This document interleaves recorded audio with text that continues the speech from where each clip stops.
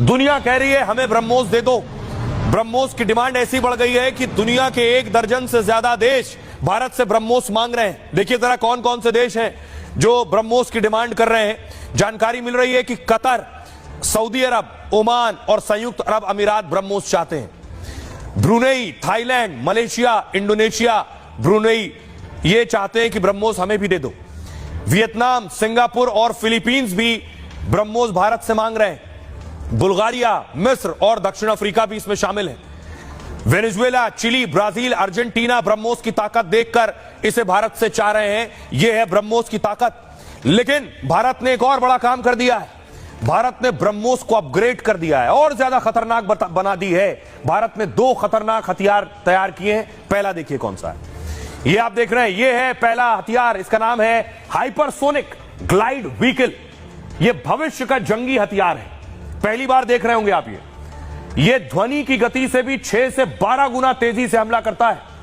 यानी मेरी आवाज जो आप सुन रहे हैं इससे भी 6 से 7 गुना ज्यादा इसकी रफ्तार है। अब आप रफ्तार का अंदाजा लगा सकते हैं। 7,400 से 14,800 किलोमीटर प्रति घंटा की स्पीड से चलता है।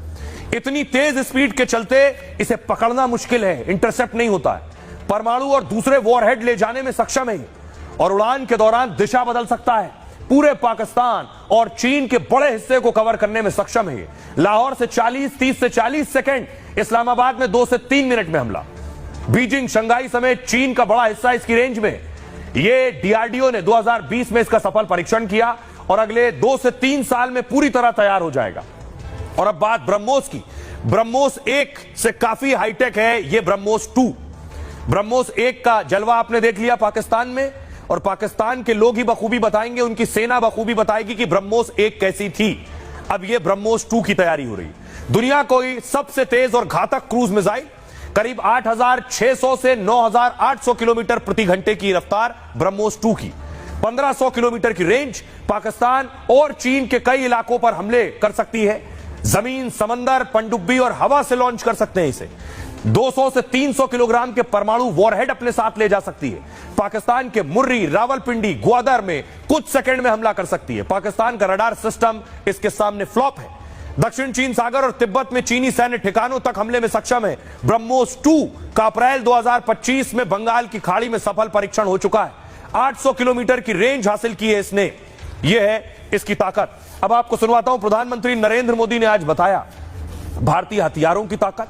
भारत अब आत्मनिर्भर हो गया है कि भारत का डीआरडीओ अब खुद हथियार बना रहा है और वही हथियार पाकिस्तान पर गरज भी रहे हैं और जो पाकिस्तान से मिसाइल आ रही हैं वही हथियार उन्हें रोक भी रहे हैं। सुनिए पीएम मोदी। हमने रेगिस्तानों और पहाड़ों में अपनी क्षमता का शानदार प्रदर्शन किया और साथ ही न्यू एज वॉरफेयर में भी अपनी श्रेष्ठता सिद्ध की। इस ऑपरेशन के दौरान हमारे मेड इन इंडिया हथियारों की प्रामाणिकता सिद्ध हुई। आज दुनिया देख रही है 21वीं सदी के वॉरफेयर में made in India defence equipments, इसका समय आ चुका है। और इस बीच बड़ी खबर आ रही है, आपको बता दें भारत लगातार एक्शन ले रहा है। बड़ी खबर यह है कि पाकिस्तान के जो लोग मौजूद हैं, जो अधिकारी मौजूद हैं, पाक उच्चायोग के अधिकारी पर भारत ने एक्शन ले लिया है। कह दिया है उच्चायोग में जो अधिकारी हैं वो फौरन भारत छोड़ दें। 24 घंटे में अधिकारियों को भारत छोड़ने का आदेश दे दिया गया है। पाकिस्तान को एक और करारा तमाचा भारत की तरफ से लगा है। आधा स्टाफ पहले ही खाली हो चुका है। संदिग्ध गतिविधियों में शामिल होने के चलते यह एक्शन लिया गया है।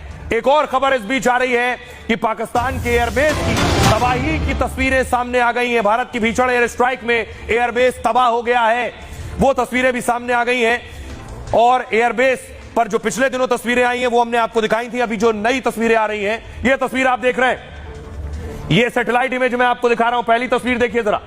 पहले की तस्वीर जब आपको ढांचा पूरी तरह से नजर आ रहा है एयरबेस का, और दूसरी तस्वीर आप देख रहे हैं जिसमें पाकिस्तानी एयरबेस पूरी तरह से तबाह हो गया है, वो मैं आपको दिखा रहा हूं। आइए आपको दिखाऊं कि पाकिस्तानी एयरबेस कैसे तबाह हुआ है। तस्वीर दिखाइए जरा। ये एयरबेस की तस्वीर से पहले एयरबेस की तस्वीर दीजिए जरा।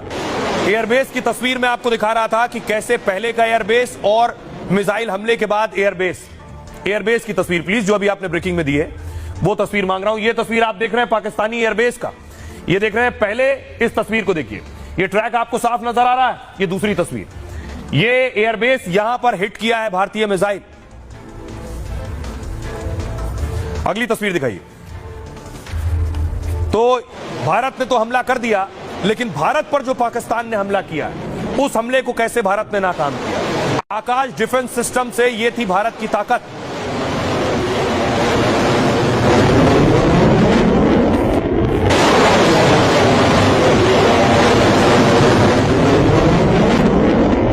अब मैं आपको बताऊं, ये आकाश किसने तैयार किया है? ये डीआरडीओ ने तैयार किया था। तस्वीर दिखाइए प्लीज।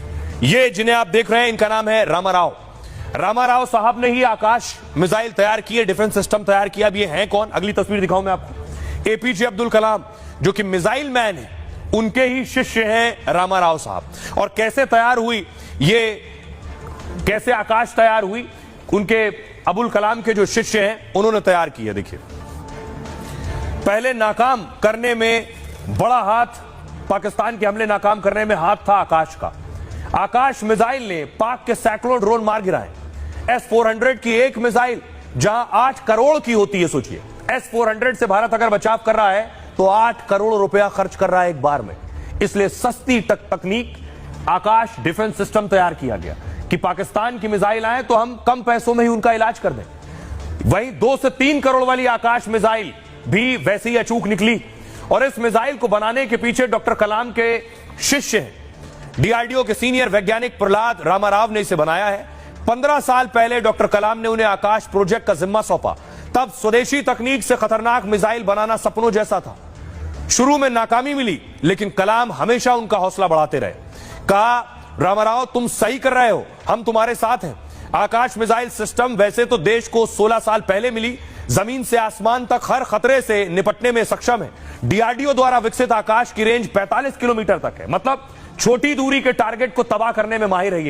ये एक साथ 64 टारगेट ट्रैक और 12 को तबाह कर सकती है। कई परीक्षण हो चुके थे, लेकिन शुरू में सेना को इस पर शक था।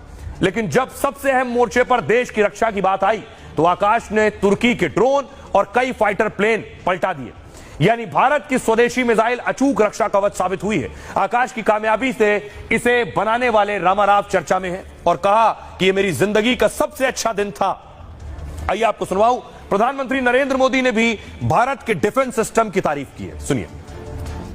भारत के पारंपरिक एयर डिफेंस सिस्टम हो, जिन्होंने अनेक लड़ाइयां देखी हैं, या फिर आकाश जैसे हमारे मेड इन इंडिया प्लेटफॉर्म हो,